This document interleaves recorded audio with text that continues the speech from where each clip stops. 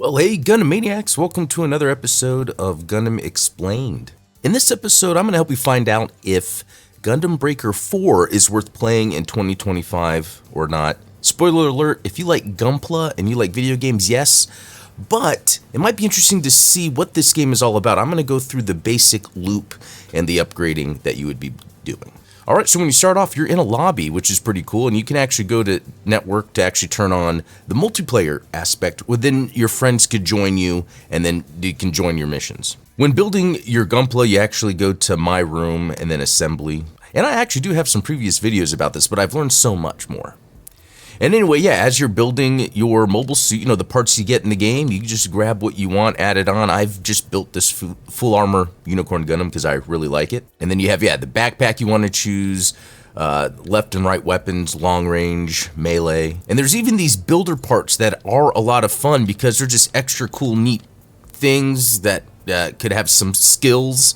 Like you see this EX skill for this is a skull head. And the one I like to use, NTD, so depending on what you have, you can use the NTD skill. Obviously, as the Unicorn, I like to go into Awakening mode. But a big part of this that you're going to want to get used to doing is when you go to a part that you have and you press A, you go down to Synthesize. This is the upgrading. I think this unlocks after like the third level or first chapter or something like that. But once you get to Synthesize, there's a couple things you could do here. So you see the rarity, the stars, you could actually select a suit that you want to then merge with the part, and that can help increase the rarity. You can also press Y and it brings you to a page where then you can move skills over. Now early on, skills might not be a big deal, but as you start playing, you start seeing skills that might be helpful for you. You can throw them on. Some of these do like movement speed, HP recovery per second, item drop quality. It could be attack damage. It could be defense. There's so many different skills that there's really not one way to do it. It could be however you want to play, for instance. Next to the part, there's actually plastic. So if I was to press RB and head to plastic, these are pieces of plastic or parts that you get as you're playing that then you can apply to the rarity or the level in order to upgrade each. So with the rarity, it goes up to star levels, and then it's like gold stars, and then the gold star is like the highest rarity. And then you have level where you can go up to 50. So as you're playing, you're going to be between a couple missions, you're going back in here, picking a part, increasing its rarity, increasing its level, trying to get them to 50. So far with my Unicorn, I have 50 like on the head, the body, let's see, what part is this? The right arm, the left arm, 39 on the legs, so I'm still working on that. So you can see that there is this sort of process from playing missions and unlocking or collecting parts that then you come back here and you upgrade. And then you have your EX skill, which I was talking about, where some parts have other skills that you can assign, and it's from holding LB or RB to open that menu, and then the face buttons then become the commands to do those skills. There's so many different skills. I like to keep things canon, so my Unicorn has a lot of the skills that you would find the Unicorn doing in the show. I have, the shield funnels that can shoot out, the beam Gatling gun, and the NTD system. And then there's the OP skills, again, just some other skills that can be whatever you want depending on what you have. I like to keep mine, again, canon, so I have things like the hand grenade unit, triple missile launcher, etc. And then there's the ability cartridge. This is just another item that you can just have equipped that just has more stats on it. So it's like there's a whole bunch of stats that you're basically choosing to attach to parts or in your ability cartridge slots. And this is what I have. You click on it, and then there's so many that you could choose from. Again, it depends on how you want to play.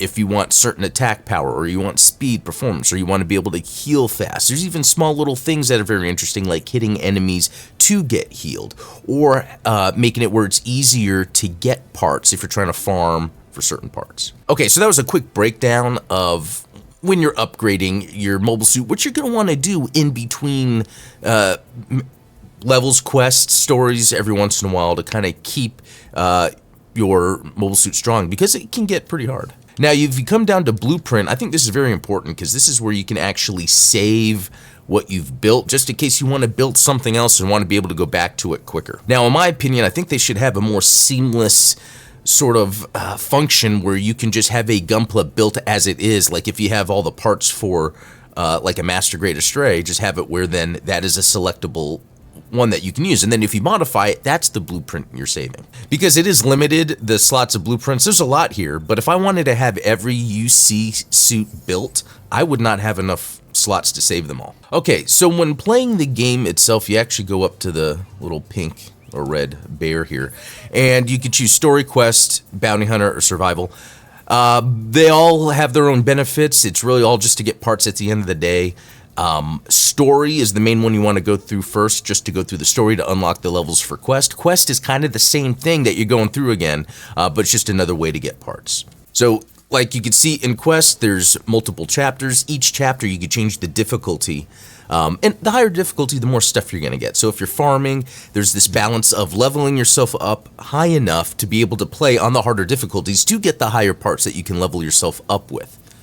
It's not my favorite progression system, but at least it's clear what to do. So, and as you can see here, there are many levels where I've only done 1 or 2 difficulties and I haven't even done them all. And it gets repetitive. That's one aspect of this, is it gets repetitive. But after chapter 7, they have this EX 01, 02, 03. This is DLC that they've added, so there's extra levels to play if you want to have extra cool parts.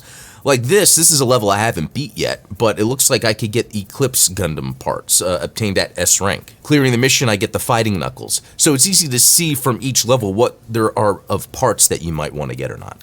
All right, and you know what? I'll jump into mission 1 on the new type difficulty just to see how it goes. And yeah, even though you choose your mission, then when you're on the lobby, you have to hold down A to start the mission. I do feel the menu system is pretty convoluted. There's a lot of like extra steps you need to take, but you can kind of wrap your head around it. Okay, there's a lot of different control options, but I have it set. You press up on the D-pad so you can get your lock-on going, but then it's a mix of using X and Y, the melee, to do the attacking, especially if you want to get parts. But then as you're maybe pressing A to boost around, you could then shoot left and right, depending on what weapons you have. So left and right trigger shoots. You could zoom in and start attacking with X and Y. And then, yeah, holding down RB opens up on the bottom right the different options I have for weapons that I can fire, which is a lot of fun. The same with LB. And LB is like where I can have my heal if I need to heal. All right, and then you have some of these bigger guys like this that have a bigger health bar, and sometimes they're way bigger than that. But you can jump in the air and then just like juggle for a long time if you want. But, you know, you want to change up the weapons you're shooting. That kind of unlocks different boosts, different weapons. And then, yeah, ground break, I press Y. Well, I didn't do it enough, but you can break it, get the part. You got to be kind of quick with that. But yeah, even at the bottom, the L and R, that's your special that you have that you can actually designate. I click that in, and it puts me in this mode. I click it again, actually, because I love using this giant sword to just decimate. And while I'm using a beam saber and a beam javelin, there are so many different melee weapons that you can use that actually make the gameplay different. Like, look at that attack, that's wild. But if you're using like a twin blade, you could use a great sword, which requires 2 hands. And the combat's different. So that's how, while you're playing, you could get a different feel for combat that you would prefer to do. And I think that's kind of what makes it fun in that way.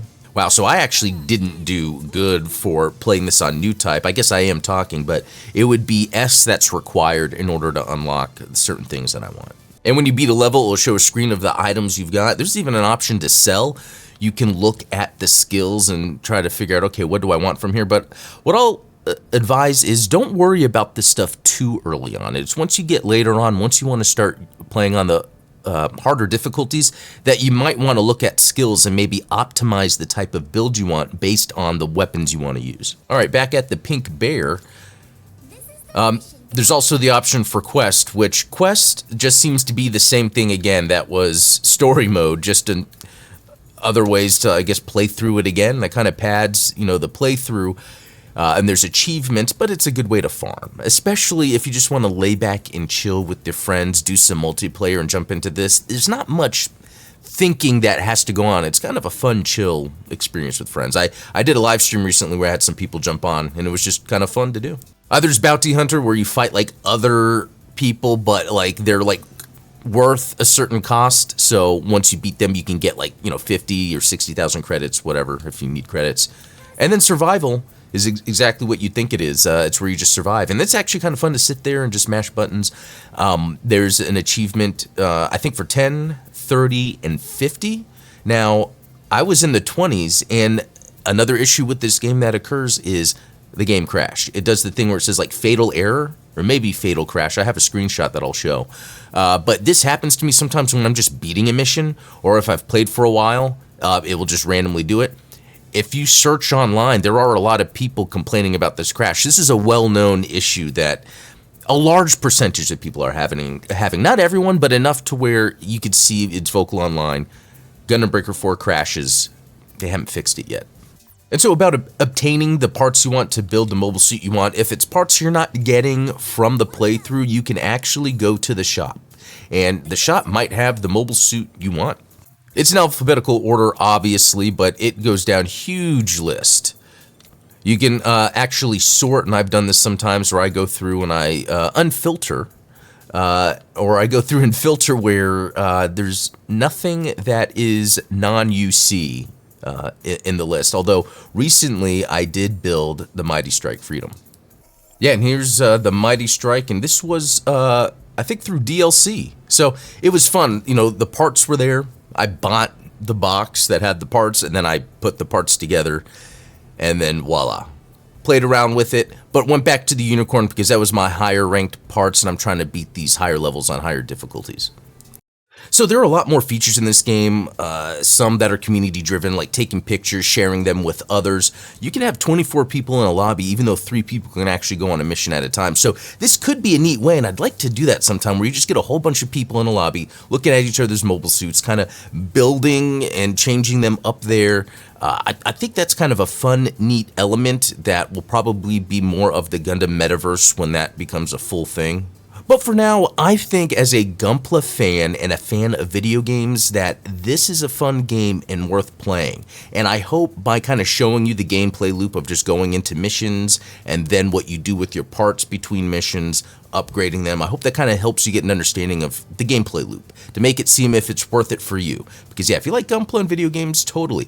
But if you're not into Gunpla, not into Gundam, like, is this game for you? And I don't know. It does have, it's not deep. It's not, when it comes to the combat system, even though I was talking about it earlier, I should have clarified, it's not something deep like a Devil May Cry or Ninja Gaiden, Wukong. It's none of that. It is so surface level, but there's just a bunch of options that kind of makes it fun. And it's about unlocking parts to build your Gunpla. It's a lot of fun. So anyway, let me know what you think. Do you have any other questions? You know, this video is really for those that are curious about playing this game, if they want to get it. And I would suggest those that have maybe some other cool tips, things you found out to do in the game, maybe some cool beginner tips that have been found out since the game started or launched, put them in the comments below, because that could be a helpful place for people wanting to get in on this game.